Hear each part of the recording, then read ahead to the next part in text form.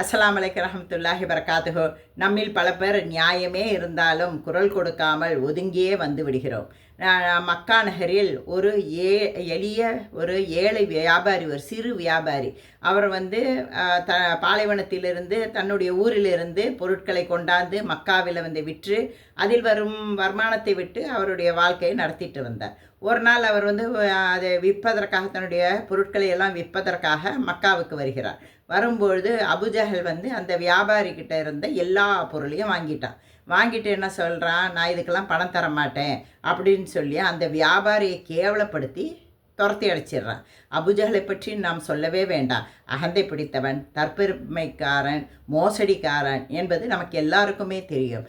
அவன் இப்படி செய்த உடனே அந்த வியாபாரி என்ன செய்கிறான், மக்காவில் உள்ள குறைஷி தலைவருங்க இருக்கிறாங்கல்ல, அவங்கக்கிட்ட போய் இப்படி பாருங்கள், என்னுடைய பொருளெல்லாம் வாங்கிட்டு எனக்கு வந்து பணமே தராமல் என்னை வந்து விரட்டி அடிச்சிட்டான் அபுஜஹல் அப்படின்னு சொல்லி எனக்கு நியாயம் கேட்டு என்னுடைய பணத்தை கேட்டு வாங்கித்தாங்க அப்படின்னு சொல்லி அந்த வியாபாரி போய் சொல்லியிருக்கிறான். அதற்கு குறைஷி தலைவங்கள்லாம் என்ன சொல்கிறாங்க, இதற்கு வந்து உகந்த ஆள் வந்து முஹம்மதுங்கிறவர் இருக்கிறாரு ஸல்லல்லாஹு அலைஹி வஸல்லம், அவர்கிட்ட போய் நீ சொன்னேன்னா உடனே உனக்கு இதற்கு ஒரு நியாயம் கிடைக்கும் அப்படின்னு சொல்கிறாங்க.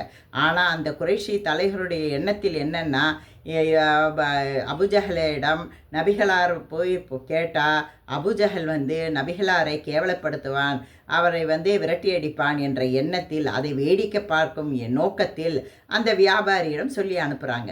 அந்த வியாபாரியும் மனசில் ரொம்ப நம்பிக்கையுடன் நபிகளாரிடம் சென்று இவ்வாறு அபுஜஹல் வந்து பணத்தை கொடுக்காமல் என்னை ஏமாற்றி விட்டான்னு சொல்கிறாங்க. இதை கேட்ட உடனே நபிகளார் வந்து யாரிடமே சொல்லலை. அந்த வியாபாரியை கூட்டிகிட்டு நேராக அபுஜஹல் வீட்டுக்கு போயிடுறார்.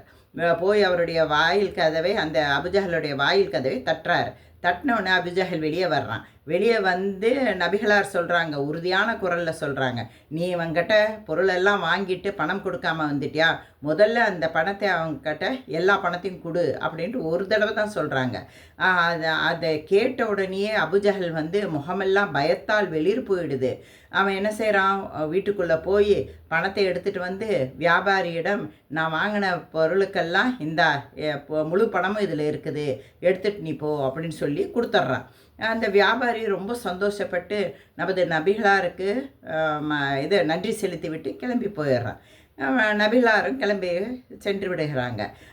நம்ம இந்த குறைஷிங்கெல்லாம் வேடிக்கை பார்க்குறதுக்காக இருந்தாங்களே, அந்த குறைஷிங்கெல்லாம் அபுஜஹலை சுற்றி நின்றுட்டு, என்ன நாங்கள் தான் இதை வந்து சொல்லி அனுப்பிச்சோம், எவ்வளோ பெரிய சான்ஸை நீ மிக்ஸ் பண்ணிட்டியே, நீ வந்து இப்படி வந்து கேட்டால் நபிகளாரை கேவலப்படுத்துவ, விரட்டி எடுப்ப அப்படின்ட்டு நாங்கள் வந்து பார்ப்பதற்கு ஆவலோடு வந்தோம். ஆனால் நீ என்ன பயந்து வந்து உன்னுடைய முகமே வெளிரி போய் இருந்தது, நீ வந்து உடனே பணத்தை கொடுத்துட்டியே அப்படின்ட்டு கேட்டிருக்கிறாங்க. அதுக்கு அபுஜஹல் சொல்கிறான், அப்போவும் அவனுடைய குரலில் வந்து பயத்தோட நடுக்கம் இருக்குது. அந்த நடுக்கத்தோட சொல்கிறான், நபிகளார் என்னிடம் ஒரு முறை தான் கேட்டார்கள், அவ்வாறு கேட்கும்போது அவருக்கு பக்கத்திலே வந்து ஒரு பெரிய மாவீரன் ஒருத்தன் கையில் பெரிய ஈட்டியுடன் நின்றுட்டு இருந்தான்.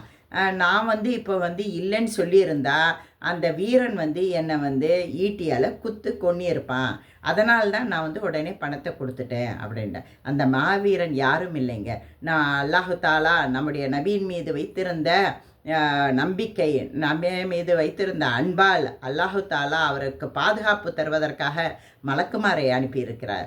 அல்லாஹுடைய அற்புதம் அது. இதை வந்து நாம் வந்து நம்முடைய வாழ்க்கையிலையும் எத்தனையோ அபுஜஹல்கள் இருக்கத்தான் செய்வாங்க. நாம் வந்து நபிகளாருடைய உம்மத் என்று சொல்வதில் பெருமைப்பட்டு ஒன்றும் பிரயோஜனம் இல்லை.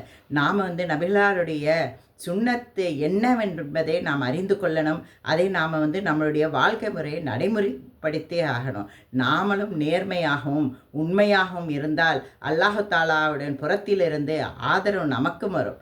ஸல்லல்லாஹு அலா முஹம்மது ஸல்லல்லாஹு அலைஹி வஸல்லம். அஸ்ஸலாமு அலைக்கும் ரஹ்மத்துல்லாஹி பரகாத்துஹு.